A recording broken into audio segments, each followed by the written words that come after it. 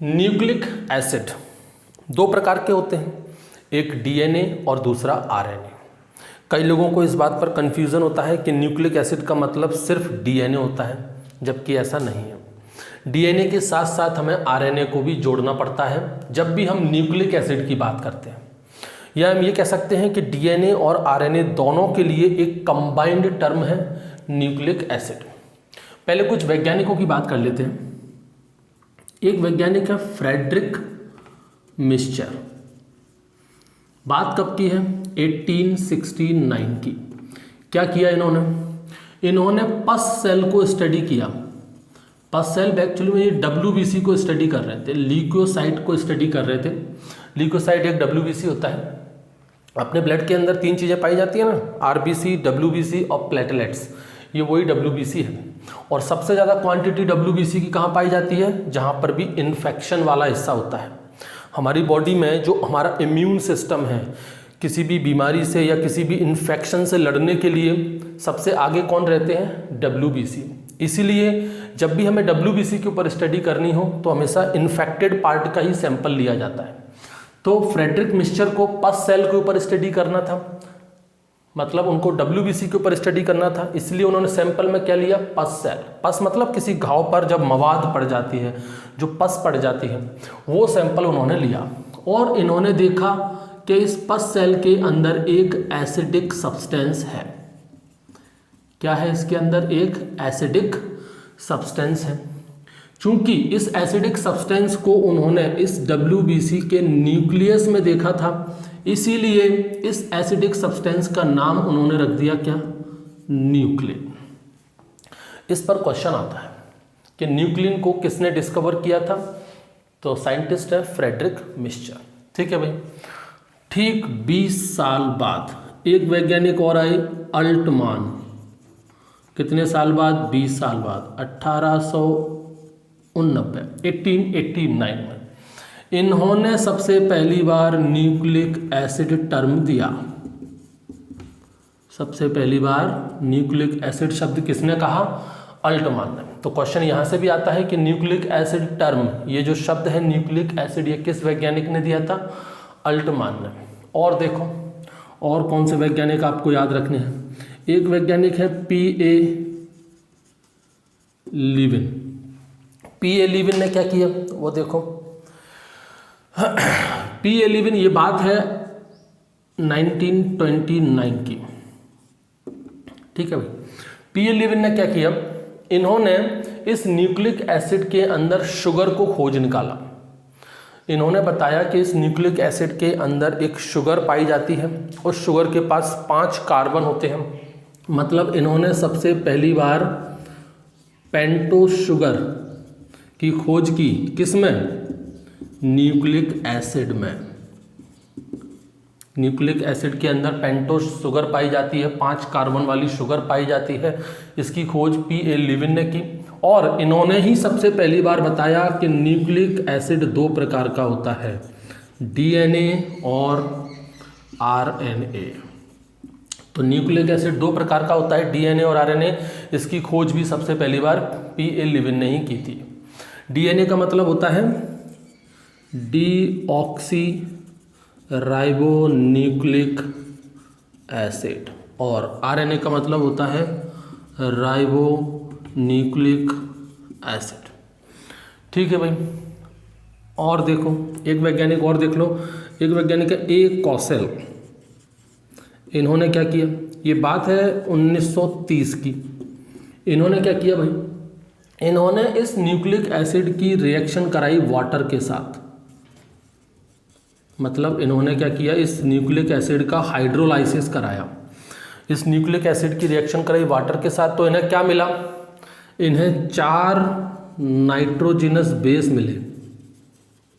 क्या मिले इन्हें? 4 नाइट्रोजिनस बेस, या कहो कि इन्हें 4 नाइट्रोजिनस कंपाउंड। बेस अभी नहीं कहेंगे।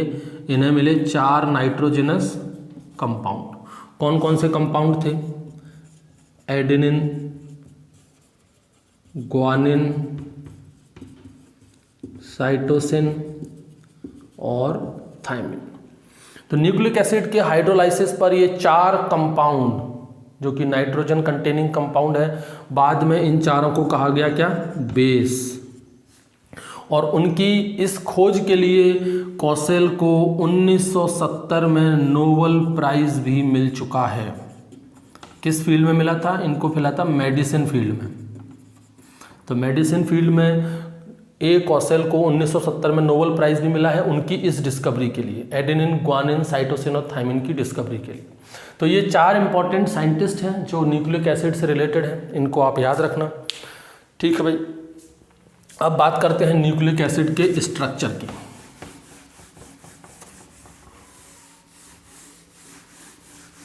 क्या क्या होता है न्यूक्लिक एसिड के अंदर? देखो 3 कंपाउंड पाए जाते हैं न्यूक्लिक एसिड के अंदर। कौन कौन से? पहला है शुगर, दूसरा है फॉस्फेट ग्रुप और तीसरा है नाइट्रोजनस बेस। 3 सबसे मोस्ट इंपॉर्टेंट कंपाउंड है, शुगर, फॉस्फेट ग्रुप और नाइट्रोजनस बेस। इन तीनों से मिलकर ही क्या बनता है? Nucleic acid. चाहे डीएनए हो या आरएनए हो, याद रखना ये बात, हम डीएनए प्लस आरएनए दोनों की कर रहे हैं। दोनों के अंदर शुगर भी पाई जाती है, फॉस्फेट ग्रुप भी पाया जाता है और नाइट्रोजनस बेस भी पाए जाते हैं। ये नाइट्रोजनस बेस फिर 2 प्रकार के होते हैं, एक होता है प्यूरिन और एक होता है पिरिमिडिन। प्यूरिन फिर 2 प्रकार के होते हैं, एक होता है एडेनिन और एक होता है ग्वानिन। और पिरिमिडिन 3 प्रकार के होते हैं, एक होता है थायमिन, एक होता है यूरेसिल और एक होता है साइटोसिन। ये जो यूरेसिल है ना, ये पाया जाता है आरएनए के अंदर और ये जो थायमिन है ना, ये पाया जाता है डीएनए के अंदर। ठीक है भाई, डीएनए और आरएनए में जो नाइट्रोजनस बेस है उसमें सिर्फ यही अंतर है, एक बार में सिर्फ 4 ही नाइट्रोजनस बेस पाए जाते हैं, चाहे वो डीएनए हो या फिर आरएनए हो। जैसे कि अगर मैं बात करूं प्यूरिन की, तो ये एडेनिन जो है वो डीएनए और आरएनए दोनों के अंदर है, ग्वानिन डीएनए और आरएनए दोनों के अंदर है। ठीक है, थायमिन सिर्फ डीएनए के अंदर है, यूरेसिल सिर्फ आरएनए के अंदर है, साइटोसिन भी डीएनए और आरएनए दोनों के अंदर है। मतलब डीएनए और आरएनए दोनों के अंदर सिर्फ 4 ही नाइट्रोजनस बेस पाए जाते हैं। अंतर सिर्फ ये है कि डीएनए के अंदर यूरेसिल की जगह थायमिन होता है और आरएनए के अंदर थायमिन की जगह यूरेसिल होता है। ठीक है भाई, सबसे पहले बात कर लेते हैं शुगर की। न्यूक्लिक एसिड के अंदर जो शुगर होती है उसके अंदर 5 कार्बन होते हैं, इसीलिए उसे पेंटोस शुगर कहा जाता है, इसीलिए उसे राइबोस शुगर भी कहते हैं। स्ट्रक्चर देखो भाई, ये स्ट्रक्चर बहुत इंपॉर्टेंट है, आप लोगों को सबको स्ट्रक्चर याद रखना है। पहला कार्बन बना ही देते हैं ना, पहला कार्बन, दूसरा कार्बन, तीसरा कार्बन, चौथा कार्बन और ये CH2OH। हर एक कार्बन पर ऑक्सीजन और H and OH, H and OH, H। देखो भाई, ये रहा इसका पहला कार्बन, ये है दूसरा कार्बन, ये है तीसरा कार्बन, ये है चौथा कार्बन और ये है 5वां कार्बन। समझो जरा, देखो सब कुछ यहीं से क्लियर हो जाएगा। ये नॉर्मल क्या है आपका? राइबोस शुगर है। ये किसका डायग्राम बनाया है मैंने? राइबोस शुगर, जो पाया जाता है किसके अंदर? आरएनए के अंदर। तो डीएनए के अंदर जो शुगर होता है उसमें क्या अंतर है और आरएनए में जो शुगर है उसमें क्या अंतर है? देखो, जो नॉर्मल शुगर है जो मैंने आपको बताया ये पाया जाता है आरएनए के अंदर। डीएनए के अंदर क्या होता है? ये जो सेकंड कार्बन पर ये जो ऑक्सीजन है ना, ये नहीं होता यहाँ पर।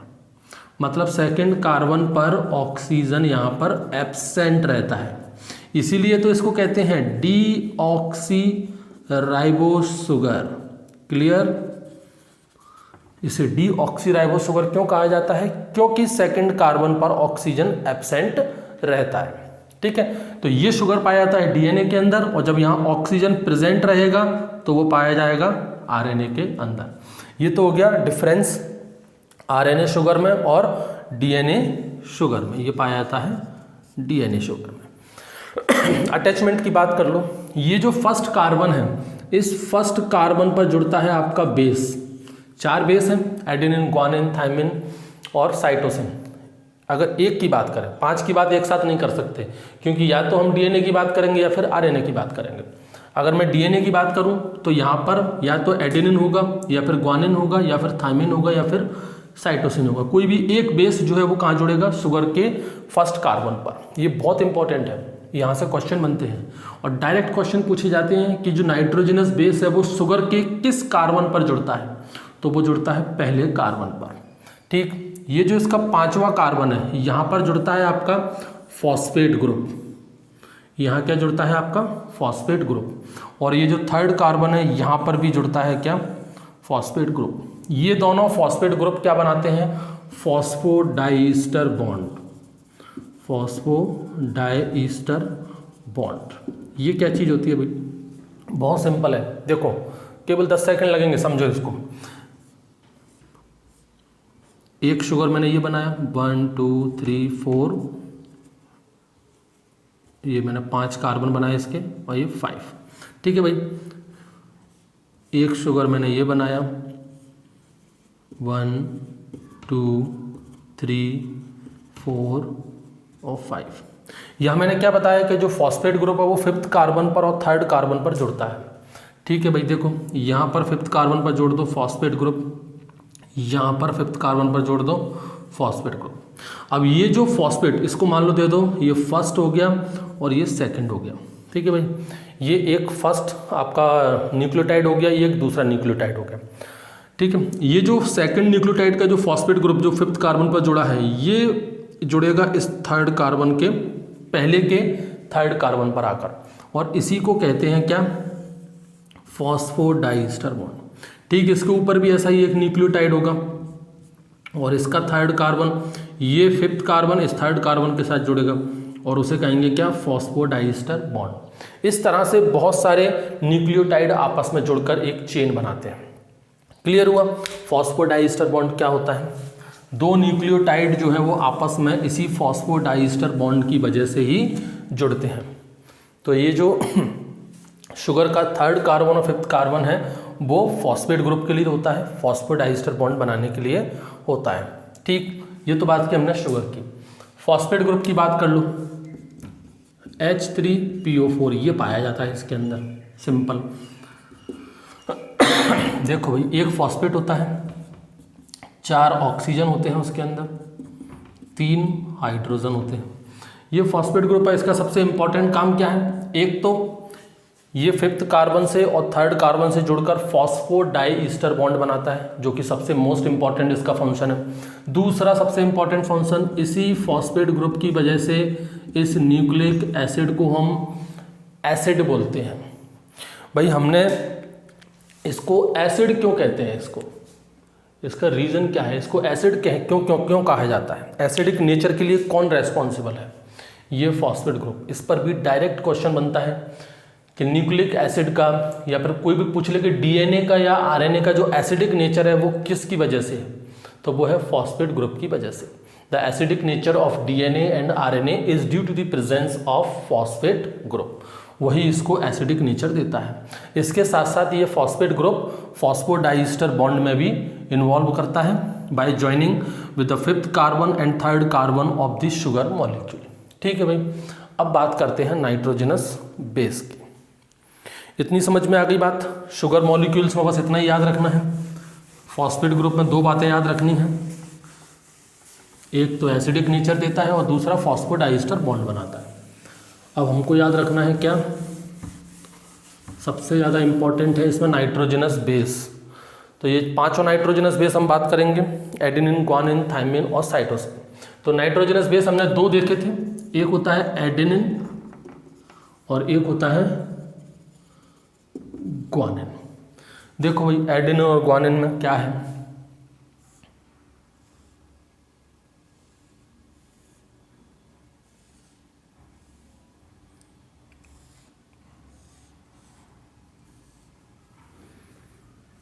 यहाँ पर यहाँ पर एक जुड़ेगा आपका नाइट्रोजन, देखते जाओ भाई। कौन है भाई? देखो यहाँ पर एक तो जुड़ेगा आपका नाइट्रोजन, यहाँ से हम शुरू करेंगे। ये पहली position, second position, third, fourth, fifth, sixth, seventh, eighth और इसको कहते हैं नाइन्थ पोजीशन।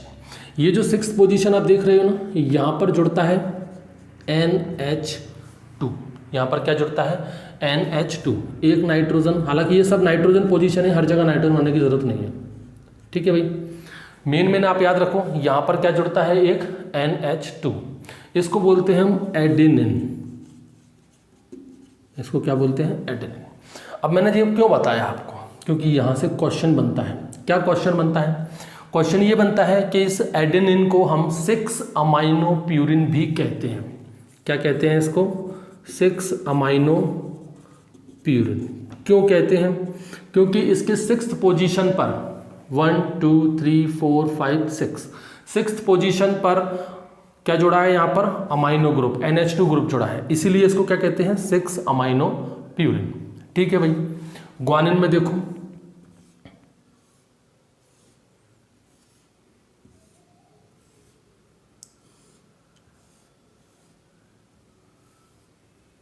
ठीक है भाई, ये रहा आपका ग्वानिन। ये आपका 1 2 3 4 5 6 7 8 9। ठीक, यहाँ पर क्या होता है? देखो यहाँ पर जो अमाइनो ग्रुप है ना, ये अमाइनो ग्रुप ये मिलेगा आपको यहाँ सेकंड पर NH2, और यहाँ 6th पोजीशन पाया जाता है ऑक्सी ग्रुप। बस यही अंतर है किसमें? एडेनिन में और ग्वानिन में। इसे कहते हैं हम क्या? ग्वानिन। इसलिए ग्वानिन को, अब देखो 1 2, इसको हम कहते हैं क्या? 2 अमाइनो, और ये क्या हो गया? 6 ऑक्सी प्यूरिन। समझ में आया? फर्स्ट 1 2 3 4 5 6 7 8 9, यहाँ पर भी 9 पोजीशन है, यहाँ पर भी 9 पोजीशन है। यहाँ पर 6th पोजीशन पर क्या था? अमाइनो ग्रुप था, इसलिए एडेनिन को 6 अमाइनो प्यूरिन भी कहते हैं। ये मैं इसलिए बता रहा हूँ क्योंकि यहीं से क्वेश्चन बनता है, बस इसलिए इसको बनाने की जरूरत है। ठीक है। ग्वानिन में सेकंड कार्बन नहीं है, सेकंड पोजीशन पर अमाइनो ग्रुप है, इसलिए इसको 2 अमाइनो और 6 पर ऑक्सी ग्रुप है, 6 ऑक्सी प्यूरिन कहा जाता है। क्लियर हुआ? ये हो गया आपका एडेनिन और वो हो गया आपका ग्वानिन। ठीक है भाई। तो ये प्यूरिन है, ये आपका कौन सा है? प्यूरिन। प्यूरिन में एडेनिन और ग्वानिन दोनों आते हैं। तो प्यूरिन जो होते हैं वो कैसे होते हैं? आपके डबल रिंग स्ट्रक्चर होते हैं, आप देख सकते हो 2 रिंग है इसके अंदर, 1 और 2 रिंग। ठीक है। और एक चीज और, अभी हमने क्या बताया था कि जो शुगर है आपका, इस शुगर के फर्स्ट कार्बन से ही क्या जुड़ता है? बेस। तो ये बेस जो जुड़ेगा, इस बेस की कौन सी पोजीशन पर जुड़ता है? तो ये बेस की होती है 9th पोजीशन, मतलब यहीं पर आकर ये शुगर, ये कार्बन फर्स्ट कार्बन हो गया शुगर का, वहीं बेस का कौन सा हो गया? 9th position. ठीक सेम चीज यहाँ पर होती है, यहाँ पर भी शुगर का कौन सा हो गया? फर्स्ट पोजीशन, और बेस का कौन सा हो गया? 9th position. ठीक है भाई। तो प्यूरिन जो होते हैं वो डबल रिंग स्ट्रक्चर होते हैं। ठीक, इसमें 2 रिंग पाई जाती हैं। रिंग ज़्यादा होने की वजह से, डबल रिंग होने की वजह से ज़्यादा स्पेस लेते हैं डीएनए के स्ट्रक्चर में। ये 2 बातें आप इसको याद रखनी है। और देखो पिरिमिडिन की बात कर लेते हैं। पिरिमिडिन सिंपल है, ये डायग्राम से सिर्फ आपको मैं इसलिए बता रहा हूँ क्योंकि ये जानना बहुत ज़रूरी था। 6 अमाइनो प्यूरिन क्यों कहते हैं और इसको 2 अमाइनो 6 ऑक्सी प्यूरिन क्यों कहते हैं। और देखो अब बात करेंगे अपन पिरिमिडिन की। और एक बात और ज़रूरी थी डायग्राम से बताने के लिए, यहाँ पर क्या है? यहाँ मिलेगा आपको NH2, यहाँ पर भी सेम वही है, 1 2 3 4 5 और 6। यहाँ पर सेकंड कार्बन पर रहता है O ग्रुप। ये है आपका क्या? साइटोसिन। इसको क्या बोलते हैं अपन? साइटोसिन। यहाँ पर ये जो थर्ड कार्बन है ना, इसको थोड़ा दूर बनाते हैं, ये है आपका साइटोसिन। ये थर्ड कार्बन से जुड़ता है इस शुगर मॉलिक्यूल के ऊपर। शुगर का तो हमेशा रहना, शुगर में तो हमेशा ये फर्स्ट कार्बन ही रहेगा, बस डिपेंड करता है कि वो प्यूरिन से जुड़ रहा है कि पिरिमिडिन से जुड़ रहा है। अगर वो प्यूरिन से जुड़ रहा है तो प्यूरिन की 9th पोजीशन पर से जुड़ेगा, और अगर वो पिरिमिडिन से जुड़ रहा है तो 3rd पोजीशन से जुड़ेगा। ठीक, ये कौन सा बनाया अपन ने? साइटोसिन। अब देखो थायमिन, इसके अंदर भी वही 1 2 3 4 5 6। यहाँ पर क्या होता है ये देखो, यहाँ पर भी सेम वही चीज़ रहेगी,